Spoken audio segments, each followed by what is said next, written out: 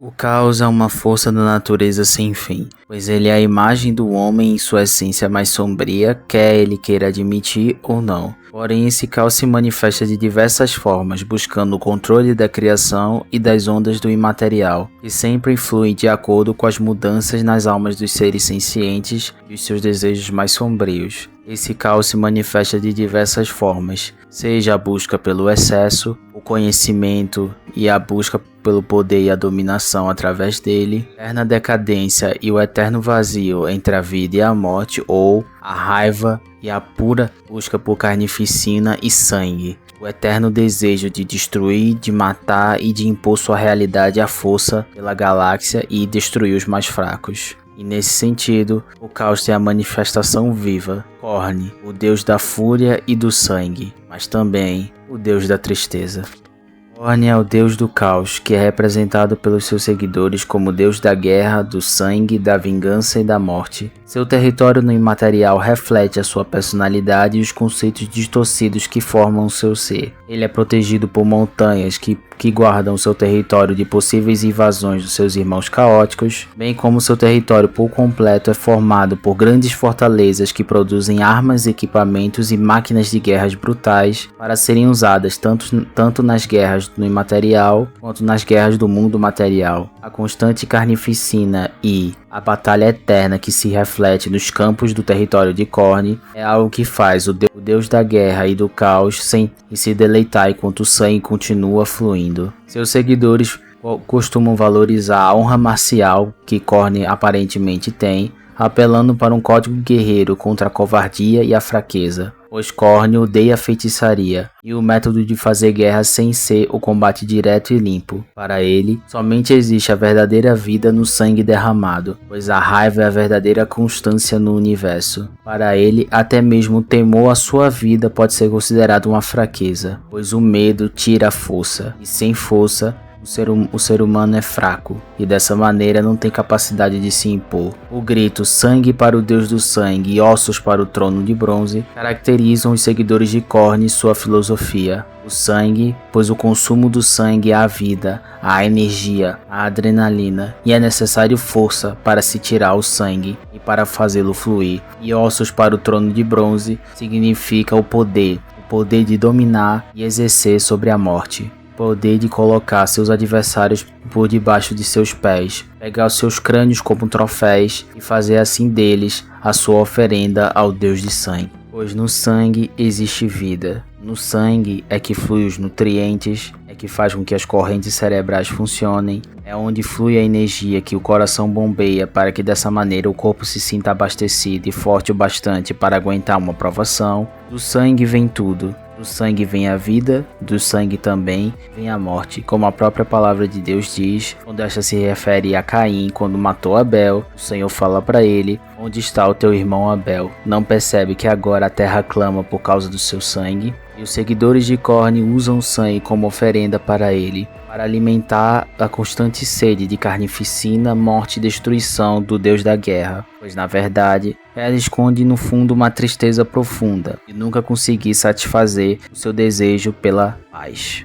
Nunca consegui satisfazer o seu desejo pela completude. Korn busca o sangue, busca a destruição, pois ele sabe a morte que está dentro dele. Ele sabe que ele nunca será nada além do que uma besta raivosa e irracional que não consegue ir além dos seus desejos impulsivos. Korn representa a corrupção do ideário grego de combate. Código marcial grego que supunha que os seus adversários, e bem como também os guerreiros gregos, deveriam respeitar certos códigos de honra e cavalheirismo para serem considerados virtuosos, pois esse código de honra se baseava na mitologia grega. Mas quando a filosofia veio em substituição dos mitos na busca pela verdade para explicar a realidade, especialmente os filósofos pós-socráticos, sendo os mais expoentes deles Platão e Aristóteles, começaram a formular outras ideias sobre virtude e moral. Para Platão, existem 3 tipos de almas: aquelas almas que servem aos seus ventres ou aos seus órgãos inferiores, que são guiadas pelos seus prazeres e desejos impulsivos, de tal forma que não conseguem se governar e nem governar os outros.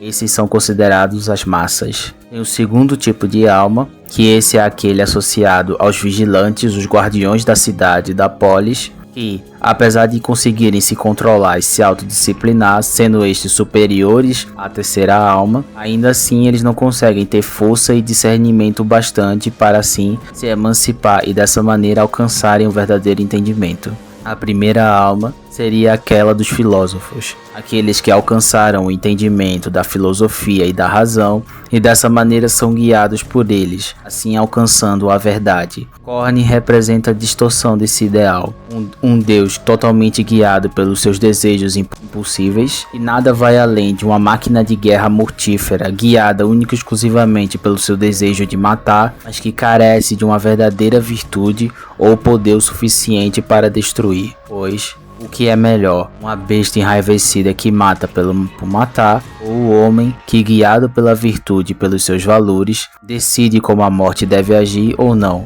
decide propagar a vida e assim se torna mais poderoso daquele que vive pela morte, pois este consegue controlar a si mesmo e pelo discernimento consegue iluminar a escuridão. No entanto, nessa corrupção, Korn se entrega ao seu desejo de sangue e seu desejo de carnificina de enfeitar o seu trono de bronze, pois Korn é nada mais nada menos do que a corrupção extrema de um dos pecados da carne, a ira. Pois quando tudo que existe é a carne e as suas corrupções, pois maldito é o homem que confia no homem, e corrupto é o coração humano, este terrivelmente perverso, não existe força além dos desejos humanos, e estes sempre vão levar à raiva, e esta ao ódio, e este ao desejo de vingança, e finalmente ao sangue. É ali que Korn vai estar, tentando os homens na sua busca desesperada por se impor contra a realidade, contra a injustiça. Sejam os mais terríveis dos homens buscando força para matar seus inimigos e destruir suas casas e tomar suas mulheres,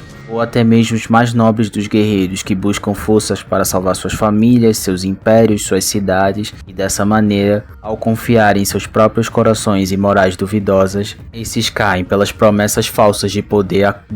de Korn, que promete poder, força e, acima de tudo, a destruição dos seus inimigos, a capacidade de se impor para além da realidade, de transcender todos os sentimentos e medo para se tornar algo maior, mas em compensação, perdendo sua humanidade, perdendo a virtude e o controle de si mesmo, sendo movido por uma raiva quase cega, e assim se autodestruindo e destruindo a todos, assim se tornando um vampiro, aquele que busca o sangue para assim completar o vazio de sua própria existência, buscando o calor das correntes sanguíneas para consolar o frio de sua alma nas noites escuras, buscando a energia e os nutrientes vindo do sangue, para que ele possa aquecer seu frio coração. Uma alma que já não possui mais nada, um abismo que não possui profundidade, uma tristeza que nunca acaba, uma depressão sem fim, sabendo que se rendeu totalmente aos seus desejos carnais, e ela só o levou para o abismo